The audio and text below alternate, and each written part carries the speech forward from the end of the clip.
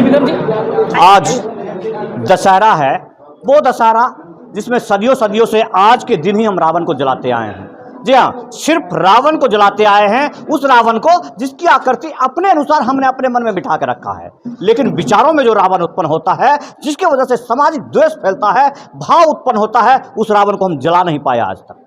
जो ये जगह है वो खगड़िया है, वही वाला खगड़िया जहां बिहार के संताप, बिहार का शोक, कोसी नदी अपने समान रूप से प्रलय मचाती आ रही है। ये वही खगड़िया है जहां गंगा और गंडक की जो संगम है, उस धारा में तड़पने वाले लोग, जिसके दोनों नदियों के बीच से बनने वाले डेल्टाओं के बीच में वो लोग राह देख रहे हैं कि कोई नेता आएगा, कोई उद्धार करता आएगा और मेरा उद्धार करेगा। लेकिन ऐसा तो हुआ नहीं।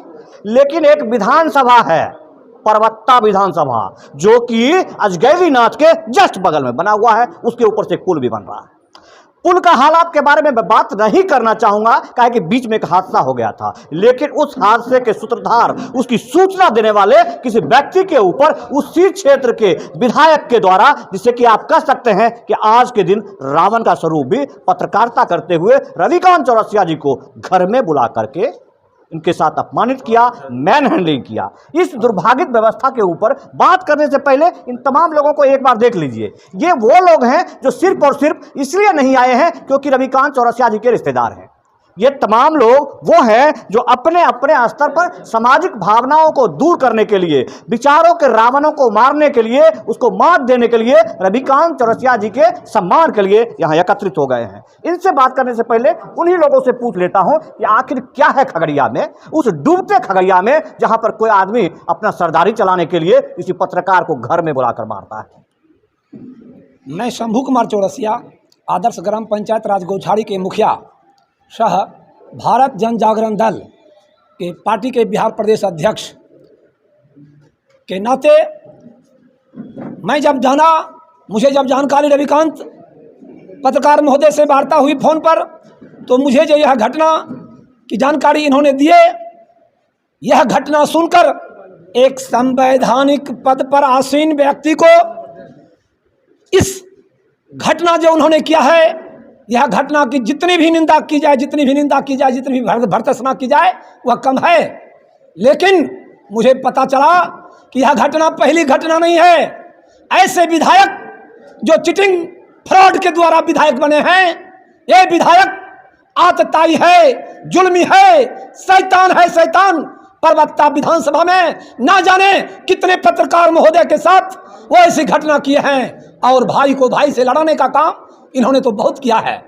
क्योंकि कई घर को बर्बाद, किसी को डरा के धमका के उसके खिलाफ प्रशासन है मुट्ठी में।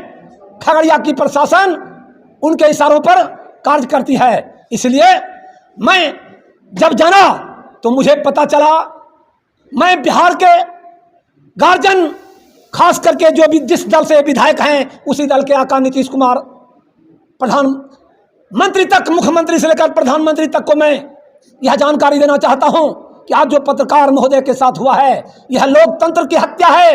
लोकतंत्र का 4 स्तंभ होता है, भारत माता के 4 खंभे हैं। यह 4 खंभे में से एक खंभे को इन्होंने तोड़ने का काम किया है। इस खंभे को इतना लाचार, मजबूर बना देने का काम ये कर रहे हैं कि मेरे इशारे पर चले। लेकिन ए विधायक, भारत माता के संतान, सपूत सच्चे सिपाही रविकांत चौरसिया है, और जितने भी यहाँ महफिल में देख रहे हैं, ये सारे लोग की आवाज बनकर रविकांत चौरसिया धारता है, खगड़िया की आवाज को बुलंद करता है। इसलिए यह विधायक जो रविकांत जी की आवाज को, रविकांत जी पर जो हमला किया है, रविकांत पर यह हमला नहीं है, बल्कि ये परबत्ता विधानसभा की आम आवाम जनता के साथ साथ पूरे खगड़िया जिला के मान, सम्मान, आबरू, इज्जत पर हमला किया है। इसलिए ऐसे विधायक के लिए मैं केवल और केवल यही मांग करता हूं, अविलंब इसे जेल की सलाखों के पीछे भेजा जाए और इसकी सदस्यता जितनी जल्दी हो सदस्यता समाप्त किया जाए। ये भारत जन जागरण दल के पार्टी के हैसियत से मैं कहना चाहता हूं कि यह लड़ाई, खगड़िया के कप्तान, यदि आप उन्हें अरेस्ट नहीं करते हैं, विधानसभा के अध्यक्ष महोदय से परमिशन लीजिए और ऐसे आतताई विधायक को अरेस्ट कीजिए। जब तक आप अरेस्ट नहीं करेंगे, ये आंदोलन रुकने वाला नहीं है। ये आंदोलन जन आंदोलन हो जाएगा और जयप्रकाश नारायण की आवाज बनकर खगड़िया की धरती से पूरे हिंदुस्तान में आवाज जाएगी। और भारत जन जागरण दल पार्टी ही नहीं बल्कि पूरे हिंदुस्तान में इतनी भ्रष्टाचार है, इतनी व्याप्त भ्रष्टाचार है, क्या यह कम है कि आपका विधायक, जदयू का विधायक डॉक्टर संजीव कुमार को हिरण्यकश्यप, और आप आज विजयादशमी के अवसर पर इनके रूप में जो महिषासुर घुसा हुआ है, यह कुबुद्धि को जब तक इनको ठिकाना नहीं लगाया जाए, इनकी सदस्यता समाप्त नहीं किया जाए, इनको जेल के सलाखों के पीछे नहीं भेजा जाए, तब तक खगड़िया की जनता रुकने वाली नहीं है। यहाँ पर बादल बाबू हैं, यहाँ पर प्रकाश बाबू हैं, यहाँ पर डॉक्टर विवेकानंद बाबू हैं, यहाँ पर राजेश चौरसिया महर्षि कूट के मुखिया जी हैं, यहाँ पर सभी तमाम जितने भी हैं आप देख रहे हैं, यह खगड़िया के हक हकूक की लड़ाई है। ऐसे विधायक को लगाम, बेलगाम विधायक को लगाम लगाया जाए। जय हिंद। तो मैं इनको यही रोक देता हूं, चूंकि वेदना इतनी है कि रुकने का नाम नहीं रहा है। वजह आप जेपी साहब को याद कर रहे हैं, उस जेपी साहब को याद कर रहे हैं जिनके लिए दिनकर जी ने कहा, सेनानी करो प्रयाण भय, भावी इतिहास तुम्हारा है, नखत अमा के झुकते हैं, नव संसार तुम्हारा है। लेकिन कैसा नखत, कैसा नक्षत्र, जो कि एक विधायक ये मानने के लिए तैयार नहीं होता है कि सदा न रहे साहिबी सदा न जल विस्तार। तो नहीं मानते हैं तो ना माने, लेकिन आपको उसी जिस रावण के दंश से शुरू किया बात है वही आपको पूरा कर देते हैं। उनके आगे पीछे जो चपेटरे घूमते हैं ना, चमचे जो घूमते हैं ना, कुछ दल्ले घूमते हैं ना, उनके वजह से ये सारा का सारा खेल है। जिस तरह से हनुमान जी को रावण के सूचना से पहले ही रोकने का प्रयास किया गया, उनके ऊपर हमला किया गया, जब उन्होंने रेल दिया ना तो उसके बाद फिर वो रोते नजर आए, वही हाल यहाँ है। उनके आसपास जो कुछ लड़ूरे हैं ना वो, क्योंकि अब तक मैं देखा हूं, मैं शायद इन लोगों से बतवा दूंगा आपको कि वो आकर के अपने मुख से बाद में कुछ नहीं हाँ होकर किए हैं, लेकिन बाद में जो उनके चमचे खर्चे हैं वो प्रमाणित कर रहे हैं कि हमने प्लान किया था कि उनको बुलाया जाए, फिर पीटा जाए, और फिर बाद में बताएंगे कि तो 50,000 रुपया मांगने रहे थे। अरे भैया, सबसे ज्यादा धरती पर रुपया आप ही के पास है, और आप ही के खिलाफ बोलने वाला व्यक्ति आपके पास पैसा मांगने जाएगा। इतना समझदार हैं आप, इस बात का चर्चा हमको नहीं करना है, लेकिन इतना बात जरूर है कि अदालत के चौखट के अंदर ऐसा सवाल उठने लगेगा ना तो आपका मुंह बंद हो जाएगा, जुबान बंद हो जाएगा, चिपक जाएगा। काहे कि आप बुलाए किस लिए रविकांत जी को, और फिर बुलाने के बाद रिश्तेदारी काहे लगाना चाहते थे, ये सब सवाल उठेगा, कोर्ट में उठेगा, और कोर्ट में हम खड़ा रहते हैं सवाल उठवाने के लिए। तो आप भैया अपना परिचय दीजिए। सुजीत कुमार सुमन नाम है मेरा। तो आप परबत्ता से हैं? नहीं, हम गढ़मुनि घरवा उत्तरी जमालपुर से निवर्तमान। आप परबत्ता विधानसभा से हैं, एक ऐसा विधायक जो कि पत्रकार को बुलाकर पीट देता है, तो क्या लगता है आपको कि वास्तव में ऐसा विधानसभा रहे या फिर ऐसा विधायक रहे? सर, एक्चुअली मैं इस घटना की घोर निंदा करता हूँ। बहुत दुख आप लोगों को वेदना है पत्रकारों के साथ? जी, बहुत ही ज़्यादा है। मैं भावुक हुआ हूँ कि ऐसा विधायक को हमारी परबत्ता विधानसभा क्षेत्र की जनता ने चुना, चाहे वो जिस भी रूप में बने, लेकिन इस तरह की घटना अगर वो कर रहे हैं तो ये बहुत ही निंदनीय बात है। मैं पत्रकार के वेदना को तो समझ ही रहा हूँ। इस तरह की कई घटना किसी वर्ग विशेष को टारगेट करके, भाई आपके साथ नहीं रहा कोई, चाहे आपको वोट नहीं दिया तो नहीं दिया, तो वो परबत्ता विधानसभा छोड़ के घर से बाहर चले जाएं। आपकी तो यही सोच है, जो आपको वोट नहीं दिया वो छोड़ दो, परबत्ता छोड़ के भागो यहाँ से। अरे, लोगों का अपना मत होता है, आप में आस्था उन्होंने नहीं दिखाया इसलिए आपको वोट नहीं दिया। तो आप किसी वर्ग विशेष, यादव को टारगेट करो, चौरसिया को टारगेट करो, मुस्लिम को टारगेट करो, ये क्या नीति है भाई? सब लोग यही बोलते हैं जहां जाते हैं कि विशेष वर्ग को टारगेट, कोई अपने मुंह से सही ढंग से आवाज़ नहीं निकाल पाता है। जहां भी जाइए आप परबत्ता विधानसभा क्षेत्र के, खास करके गोगड़ी इलाके में, सब लोगों को टारगेट किया है इन्होंने और सबको जेल भिजवाने का काम कर रहा है। मैं इसी तरह सरकार से कह रहा हूं कि आपका क्या सिस्टम है? अगर किसी बेकसूर को आप जेल भेज देते हैं और आज इस रविकांत चौरसिया को घर में बिठा के मारा, उसके लिए आप FIR तक दर्ज नहीं करते हैं। मैं आपके माध्यम से उनको चेतावनी दे रहा हूं कि वो या तो मीडिया के माध्यम से अपनी गलती कबूल कर लें कि हाँ हमने ये गलती की है, अन्यथा मैं पदाधिकारियों को भी बोल रहा हूं कि आप उन पे FIR दर्ज करें, उचित कानूनी कार्रवाई करें। नहीं तो हम लोग सड़क से लेके समाहर न्यायालय तक धरना पे बैठने के लिए मजबूर हो जाएंगे। मैं आपके माध्यम से उनको आगाह कर देना चाहता हूं कि अपने व्यवहार में परिवर्तन लाइए, नहीं तो ये जो देख रहे हैं ना, आज दशहरा के दिन आपको इतनी संख्या नहीं नजर आती जिसमें सभी धर्म और सभी वर्ग के लोग उपस्थित हैं। सिर्फ इनकी बात नहीं है, ऐसे ऐसे कई लोग हैं जो इन हरकतों से परेशान हैं। तो मैं यही बोल रहा हूं कि थोड़ा अपने आप में सुधार लाइए। आप अगर उस जगह पे बैठे हैं तो जिस काम के लिए बैठे हैं आप सबके हैं, आपके लिए सभी जनता एक समान है, आपको प्रतिनिधित्व करने का मौका दी है। अगर परबत्ता विधानसभा क्षेत्र की जनता, तो सबके बारे में सोचिए। आप इनको मारिएगा, ये किन्हीं के आपके खिलाफ मतलब कुछ बोल नहीं सके। अरे खिलाफ क्या, जो सच्चाई होगा वही बात ना बोलेगा पत्रकार। हम कितना भी बोलेंगे इनको कि ये बात बोलो, अगर वो सच नहीं होगा तो ये कैसे बोलेंगे। तो इस तरह की घटना नहीं होनी चाहिए।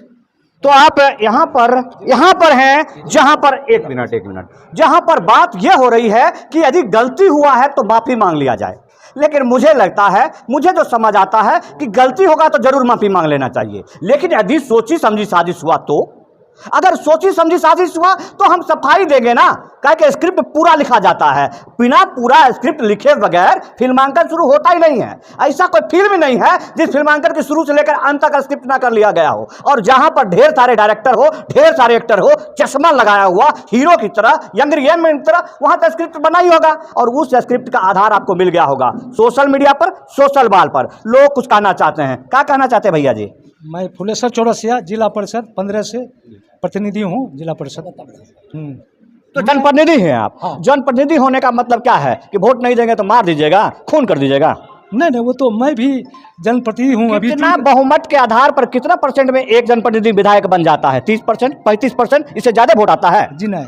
तो फिर कैसी आपको कैसे लगता है कि पूरी दुनिया आपके साथ चले, आपके विचारों पर चले? हाँ, नहीं तो वही ना, उनका यही है कि जो है मैं जो कहूँ गलत सही और दुनिया में कोई नहीं है। प्रजातंत्र का गला घोट रहा है, ये आज से नहीं, पूर्वज उनका सारे चीज़ वो यही रहा है कि परबत्ता में दूसरा कोई राजनीतिक नहीं करे, कार्यकर्ता नहीं बने, जो कहें हम वही हो। पूरब है तो पश्चिम है, सब मेरे तरफ हो, यही जनता को सिखाना चाहता। लेकिन जनता अब उतनी भयभीत नहीं। मेरे पीछे जनता मतलब है कि अब लंका नहीं है, अब लंका में रावण का राज नहीं चलेगा। प्रबुद्ध व्यक्ति हैं, अच्छे वक्ता हैं, बहुत अच्छा बोल रहे थे आप। तो बोलने का मतलब जनप्रतिनिधि भी हैं, ये हमको आप जरा बताएं कि जनप्रतिनिधि का मतलब जो बोल रहे हैं कि रावण की तरह राज करना, वो कैसे चाहते हैं आप जनप्रतिनिधि लोग? क्यों चाहते हैं? क्या आपको लगता है कि 50% भी मत नहीं मिलता है, 30-35% में आप जनप्रतिनिधि बनते हैं और पत्रकार को चलने नहीं दीजिएगा? अकेले तो चलते हैं ना, कैसे रहें, कैसे पत्रकारिता करें हम लोग? अभी देखिए, पिछले दिनों जो विधानसभा चुनाव में पिता के बाद संजीव कुमार का पहला प्रादुर्भाव हुआ, जिस किसी ने भी उसके खिलाफ मुंह खोला, करीबन 150 से 200 एफआईआर दर्ज कराया, उसका शिकार एक मैं भी हूं। तो वोट जनता दे नहीं दे, वो तो नेता कार्यकर्ता के कर्म। मैं रोकना चाहूंगा, इतने शिकायत में, इतने एफआईआर में क्या कोई भी ऐसा आवेदन है जिसमें संजीव कुमार जी आवेदक हो? जी नहीं, मैं नहीं, एक भी आवेदक नहीं है। एक है, चुनाव के दिन धनखेता में एक एफआईआर हुआ था जिसमें कई लोग अभियुक्त हुए हैं। एकमात्र एफआईआर में वो खुद से हैं, बाद बाकी सारे लोगों पर जो चिरकुट शब्द आया है, जो क्षेत्र के अंदर वो गुर्गा पाल के रखे हैं, 10,000 20,000 रुपया उसको देकर मुद्दई बनाया जाता है, उसका मैं भी प्रमाण हूँ। मेरे ऊपर जब विधानसभा में एफआईआर किया तो उसमें एक फूलचंद पटेल हैं गोगरी के, उनको मेरे खिलाफ मुद्दई बनाया गया। आज सबसे पहले तो मैं आपको बधाई देना चाहता हूं कि पिछले दिन जो आपका चैनल आया था, बिहार में ऐतिहासिक चैनल, जिसके चैनल को 100% लोगों ने आपके उस स्क्रिप्ट को बिल्कुल स्वागत किया था। और आज के तारीख में मैं आपका चेहरा देखकर आह्लादित हो गया कि वही चेहरा है धरती पर कोई माइकल बेटा जो जारशाही के खिलाफ, तानाशाही के खिलाफ कुछ बोलता है। लेकिन परबत्ता में इसका अभाव है। जब मैं बोल रहा था तो फूलचंद पटेल से मेरे ऊपर फर्जी मुकदमा करके मुझे जेल के अंदर भेजवाया। और रही बात जनता, जेल भेजवाने के बाद भी ठीक मुझे उस समय जेल इसने भेजवाया जब मैं नॉमिनेशन करके आया।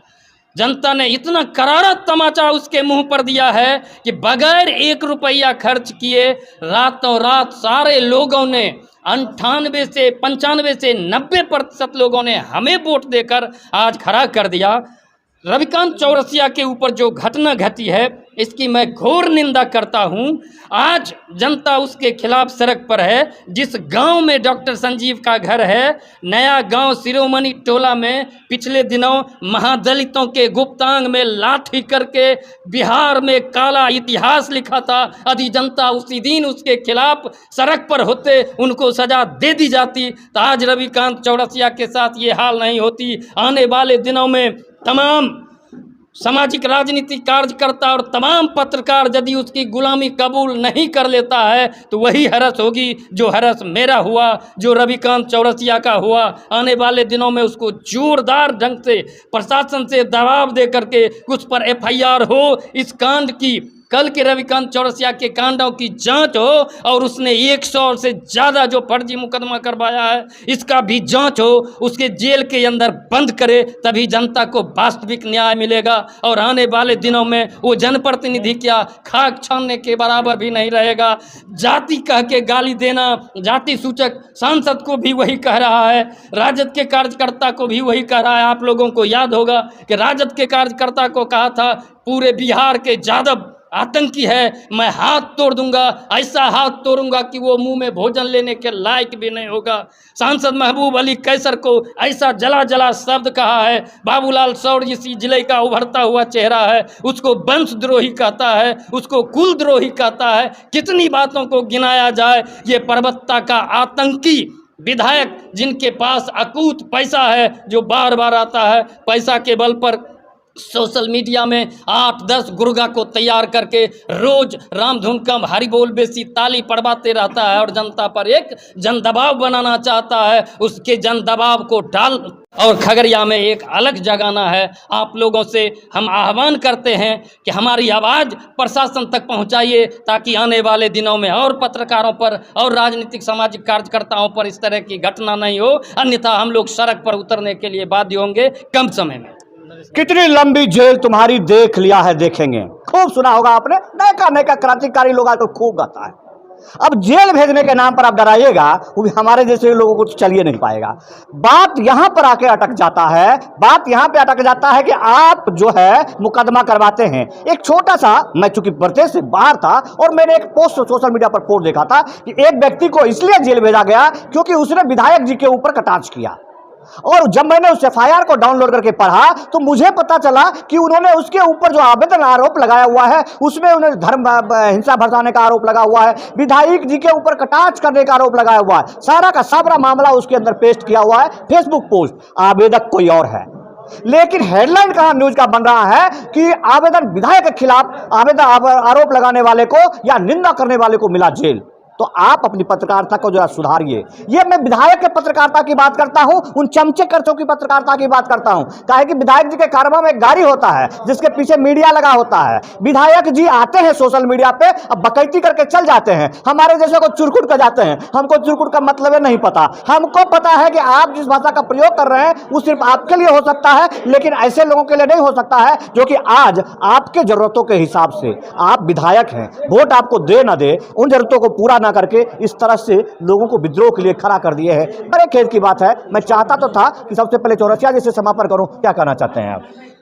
जी, मैं जिला परिषद प्रतिनिधि, मेरा नाम है सुनील चौरसिया है, और हमने पर्वता विधानसभा के बारे में बहुत बार मैंने सुना कि वहाँ के जो विधायक जी हैं संजीव सिंह जी, उनके द्वारा जो है आम आदमी को काफ़ी तंग किया जाता है। जो भी सामाजिक कार्यकर्ता, समाज में काम करने वाला नेता हो, सामाजिक कार्यकर्ता हो, यदि उभरता है, अच्छा काम करता है, तो उसके खिलाफ जो है किसी न किसी साजिश के तहत मुकदमा करके फंसाया जाता है, तंग किया जाता है। कि विगत दिन जो है कल जो हमारे जो बोलता खगड़िया के जो है चीफ ब्यूरो है रविकांत जी, उनको घर बुला करके विधायक जी के द्वारा जो है जांग पर पैर रख करके बॉडीगार्ड से पिस्टल छीन करके इसके कनपट्टी में पिस्टल छटा कर मारने का धमकी दिया। क्यों हमारे विरुद्ध जो गलत चीज़ आपने लिखे हैं, अच्छा बोले हैं, क्यों छापे हैं यहाँ, इस राशि निंदनीय है। इसका मैं घोर निंदा करता हूँ। और मैं विधायक जी से मैं बता देना चाहता हूँ, यदि आपके खिलाफ, यदि हमारे बोलता खगड़िया जो गरीब मजदूर किसान सभी भी दलित लोगों का जो आवाज़ है, जिनकी समस्याओं को जो है सरकार और प्रशासन के बीच पहुँचाने का काम करता है, यदि उनके खिलाफ आप नाजायज ढंग से उनको बुला करके उनको मारने का धमकी देते हैं, तो मैं आपको सचेत करना चाहता हूं, खगड़िया के जो हमारे सामाजिक कार्यकर्ता हैं और सभी दल के जो नेता हैं, जो प्रखंड अध्यक्ष हैं, जिला अध्यक्ष हैं, बर्दाश्त नहीं करेंगे। यदि आज के बाद यदि किसी भी पत्रकार बंधु पर यदि थोड़ा सा भी आपके द्वारा खरोच आया तो आपके घर पर बहुत भारी हमला होगा और आपको घर से बाहर नहीं निकलने दिया जाएगा। हर मोहल्ले पर वो जो है क्रांतिकारी जो है लाठी डंडा लेकर खड़ा रहेगा। मैं सचेत करना चाहता हूँ और प्रशासन विभाग से मैं प्रार्थना भी करता हूं और चेतावनी भी देता हूं इस आप चैनल के माध्यम से। बहुत जल्द ही उन जो दोषी जो विधायक हैं जो आज तक जो है समाज के गरीब दलित को तंग करते आए हैं, तंग करते करते आज तक जो है लोकतंत्र के चौथा स्तंभ पर जुगला पर हाथ देने का काम किया, पीछा सुनाने का काम किया, वैसे व्यक्ति के विरुद्ध आप जल्द से जल्द अच्छा जो है धारा लगा करके जो उनको जो है जेल के अंदर भेजने का काम करें। नहीं तो खगड़िया में पूरा आक्रोश है। सभी दल के लोग, चाहे जदयू को हो, राजद के हो, बीजेपी को हो, जो भी दल, सभी दल के लोग एक साथ बैठ उस विधायक के विरुद्ध जो आवाज उठाने के लिए बहुत जल्द बैठक करने जा रहे हैं, क्योंकि बहुत ही अन्याय हुआ है खगड़िया के लोकतंत्र के साथ। तो आपने महसूस किया कि अब वो रावण जी के लिए वो उड़न तस्तरी तो है नहीं, चलना तो आपको रोड पर है। तो ऐसे ऐसे कार्यकर्ताओं के बातों में से अपनी बात को निकाल लीजिए, डर लीजिए उस जनता से जिस जनता ने आपको सिंहासन पर उठाया है, और वो जब रोड रोकने लगेगा तो शायद आपको कहीं जगह नहीं मिलेगा। जी, आपको क्या लगता है कि इस विधानसभा में, इस खगड़िया के विधानसभा में एक पत्रकार को घर बुला करके पीटा जाता है, नेताओं को यदि जनता बुलाकर पीटने लगे तो क्या होगा? मेरा नाम नरेश प्रसाद बादल है, पूर्व प्रमुख चौथम मेरा है घर है, और मैं परबत्ता विधानसभा से लड़ा हूँ। उसको मैंने परबत्ता में हराया है, और अभी भी उस आतंकवाद जो विधायक है वो विधायक नहीं है, आतंकवाद है वो। और उनका जो सोच है कि हम थिरनट के बल पर, अभी कौन थिरनट के बल पर जो इसको दबाया गया है वो दबेगा नहीं।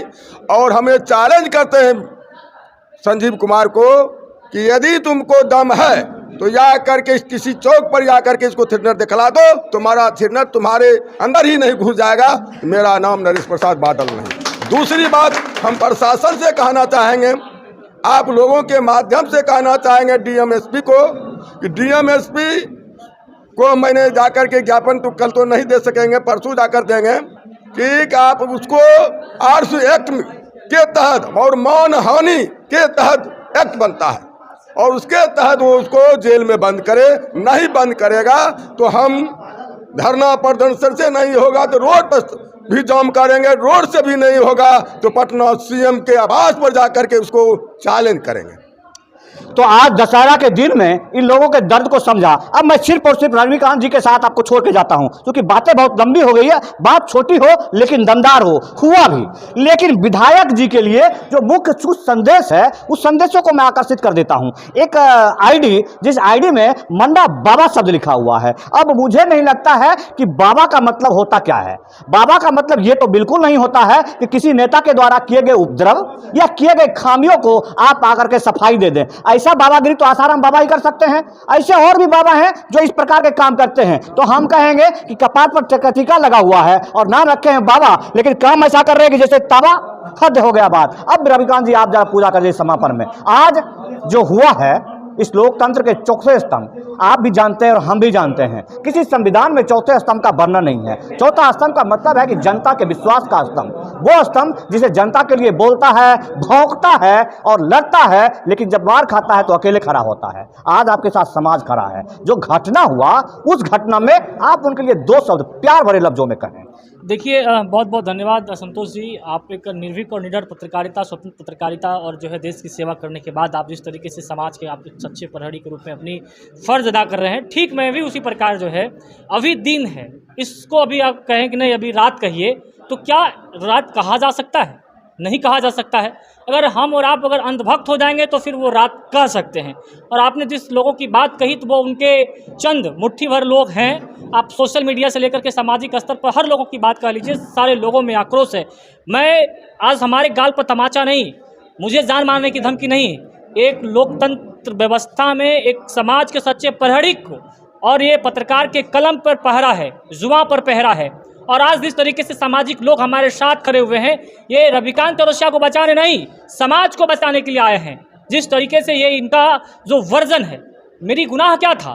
मेरा गुनाह बस इतना ही था ना कि सच को सच कह देना, गलत को गलत कह देना, और मैं यही लगातार कहता आ रहा हूँ, करता आ रहा हूँ। और जिस तरीके से ये छल करके मुझे इंटरव्यू के बहाने अपने यहाँ बुलाते हैं और मेरे कैमरेमैन को बाहर बैठा करके मुझे अंदर बैठाते हैं, उसके बाद पहले गाली गलौज, उसके बाद फिर मारपीट, उसके बाद फिर अपने बॉडीगार्ड को बुला करके फिर लत्तम जूता, उसके बाद फिर जो है पिस्टल सटा देना, सारे पर्स के पैसे लेकर के घर अंगूठी से लेकर के तमाम वो चीज़ों का छीन लेना उनके निजी सचिव साकेत के द्वारा, और साकेत के भी द्वारा वीडियो बनाया गया मुझे मारने का, जो बॉडीगार्ड को द्वारा जो मारा गया। और इतना ही नहीं, वो बॉडीगार्ड का कोई गलती नहीं है उस बेचारे का, वो तो एक स्टाफ है, उनके अंगरक्षक हैं। वो जब अपने बॉडीगार्ड को आदेश दिया मारने के लिए, तो वो बॉडीगार्ड मार नहीं रहा था बेचारा।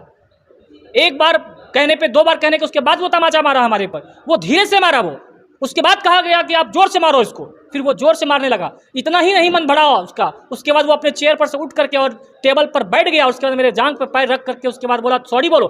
3 बार, वो 3 गिना, हमने तब पर भी सॉरी नहीं कहा कि मैं डंके की चोट पर जो कहता हूँ सच कहता हूँ, और आम लोगों की बात और आम जनता की मुखालफत करता हूँ। और आप इस तरीके से दबाना चाहते हैं, डराना चाहते हैं, ठीक है, आज अपने घर पे बुलाकर आप मुझे मार लीजिए, जो करना है कर लीजिए, लेकिन अगर मैं यहाँ से बाहर जाऊँगा तो हमारे पास 2 विकल्प बचेंगे। एक, आपके खिलाफ जंगे ऐलान करूँगा, या तो मैं आत्महत्या करूँगा। मैं उस वक्त ही उनके पास कह कर आया, और जैसे मैं उसके आवाज़ से बाहर निकला तो फिर मैं उस वक्त सोच लिया, ठान लिया, मुझे मालूम है कि ये हमारी हत्या करा देगा, मुझे मालूम है कि ये मुझे फर्जी मुकदमे करके जेल भेज देगा, लेकिन अगर आज मैं इसके इस जुर्म को सहन कर लूं तो हमारे जैसे कई ऐसे लोग आएंगे जो इनके जुर्म के दलदल में फंस जाएंगे। एक भी सामाजिक कार्यकर्ता जो है वो समाज की बात नहीं कर पा रहे हैं, इनके खौफ और आतंक, और उसके बाद अपने मन मुताबिक जो भी अपने मन मुताबिक पदाधिकारियों का पदस्थापन करा के उसके बाद फर्जी मुकदमे में लोगों को जेल भेजना, और उसके बाद हमारे ऊपर बॉडीगार्ड का पिस्टल लेकर के तान देना कि बोलो कॉक करके मार दें। अरे विधायक जी, आप एक रविकांत चौरसिया को मार दोगे, और आज हर घर में रविकांत चौरसिया, हर घर में समाज का एक एक सच्चा प्रहरी बनकर तैयार है। और अगर आपको यकीन नहीं हो रहा है तो आप सोशल मीडिया और अपने घर से बाहर निकल करके पता कर लीजिए आम लोगों के बीच क्या चर्चाएं हो रही है। और आप जिस मनमोहन बाबा की बात कर रहे हैं जनाब, और जितने भी सारे लोगों की बात कर रहे हैं, सब लोग अंदर से अंतरात्मा से वो दुखी है, वो विधायक के दबाव में जो है इस तरीके के बात कह रहे हैं, और उसके बाद वो उनकी हमारे प्रति संपेथी भी है। मैं कहता हूं कि लगेंगी आग तो आएंगे कई घर जद में, यहाँ हमारा ही मकान सिर्फ थोड़ा ही है। जो कार्यकर्ता वो हमें गाली दे रहे हैं, आज वो कार्यकर्ता भी उनके चंगुल में फंसे हुए हैं, उनके ऊपर में भी झूठे मुकदमे दर्ज किए गए हैं, उनके सामने भी एक मजबूरी है उनकी बात करने की। उन तमाम कार्यकर्ताओं के प्रति जो मुझे गाली दे रहे हैं, मेरा उनके प्रति संपेथी है, मेरा उनसे कोई व्यक्तिगत झगड़ा, ना कोई लड़ाई है, ना ही विधायक जी से हमारी लड़ाई है। मैं बस यही कहता हूं कि मैं एक पत्रकार हूं, समाज का सच्चा प्रहरी हूं, मुझे अपना पत्रकारिता बस करने दीजिए। लेकिन अगर आप हमारे जान के जानी दुश्मन बनेंगे तो ये समाज चुप होने वाला नहीं है। ये कोई जात की लड़ाई नहीं है, ना ही कोई धर्म की लड़ाई है, ये समाज के सामाजिक समरसता को बनाने की लड़ाई है, लोकतंत्र को बचाए रखने की ये लड़ाई है। और इस लड़ाई में समाज का एक एक लोग, मैं तो अकेले चला था, यहाँ कारवां बनता जा रहा है। और ये बात जान लीजिए संतोष बाबू, पूरे बिहार के पत्रकारों में आक्रोश है, पूरे खगड़िया के पत्रकारों में आक्रोश है, कुछ लोगों की अपनी अपनी मजबूरियां हैं। और आज विजयादशमी के दिन जिस तरीके से हमारे समाज के हमारे गार्जियन ने जिस तरीके से हमें बुला करके पूरी जानकारी ली, और उसके बाद इन लोगों के द्वारा क्या रणनीति होगा मुझे नहीं मालूम, लेकिन जिस तरीके से सारे पत्रकारों में आक्रोश है, वो सब लोग कल बैठेंगे, हम लोग सारे पत्रकारों के बीच हम लोग अपनी बात रखेंगे, और क्या निर्णय क्या डिसीजन होता है। प्रशासनिक अधिकारियों का भी जो है हम देख रहे हैं, उनका भी रुतबा कोई उस तरीके का पॉजिटिव सकारात्मक नहीं लग रहा है, वो लोग अपनी अपनी नौकरी के जुगत में हैं। लेकिन उन तमाम पदाधिकारियों से मैं कहना चाहूँगा आपके माध्यम से कि साहब न्याय की बात करिए, pick and choose, loss and profit के फैक्टर में मत रहिए।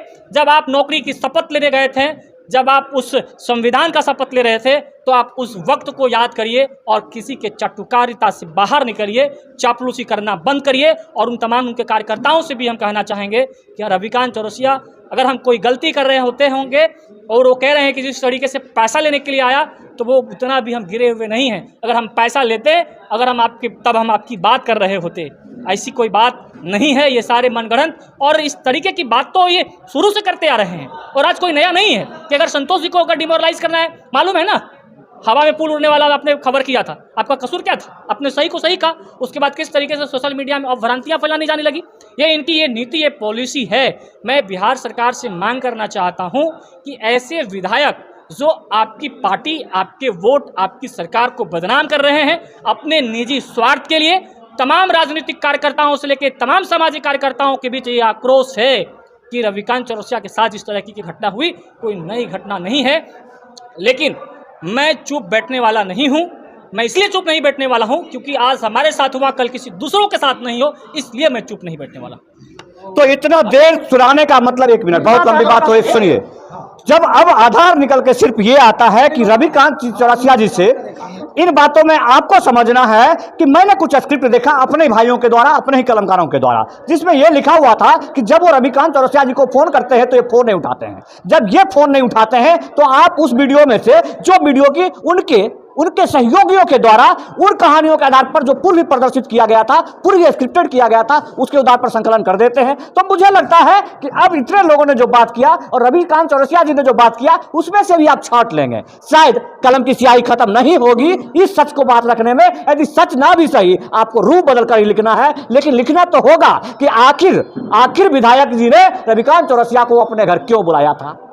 बुलाने के वो कह रहे हैं कि हमने बुलाया ही नहीं, हमारे पास सारे प्रूफ हैं भाई, विधायक जी कितने दफा फोन वो ये इन प्रूफों के लिए ही अदालत है, इसके लिए ही एसआईटी का गठन होना चाहिए कि इतने लोग कर रहे हैं कि विधायक जी के द्वारा 1-2 नहीं, लगभग 150-200 आवेदन करवाए गए हैं। उन तमाम आवेदनों को एकत्रित करके यदि एसआईटी का गठन होता है, सही जांच होता है, तो एक आदमी का पर्दाफाश करना कौन सी बड़ी बात है। तो उन तमाम लोगों के लिए, उन प्रशासन के लिए, उस सरकार के लिए, जिस सरकार के वो हिस्सा है जिनका नाम सुशासन है, जो बिहार पर लगभग 17 साल से राज कर रहे हैं, यदि उनको लगता है कि सुशासन का वास्तविक मंत्र क्या है, मूलता क्या है और समझना कैसे है, तो इस विधायक जी से सिर्फ और सिर्फ शोकॉज कर लिया जाए और पूछ लिया जाए कि भैया जी, इतने जो आवेदन आपके चटुकारों के द्वारा किया जाता है, या फिर जो आदमी लाइव आता है उसके पीछे आपके चटुकारता का जो तस्वीर लगा हुआ है, जो आपके चरणों में बैठा तस्वीर लगाता है, और वही लाइव आके कहता है कि भैया ये तो आए थे रविकांत चौरसिया जी, किस लिए आए थे, ये सब बात उन्होंने बताया होगा।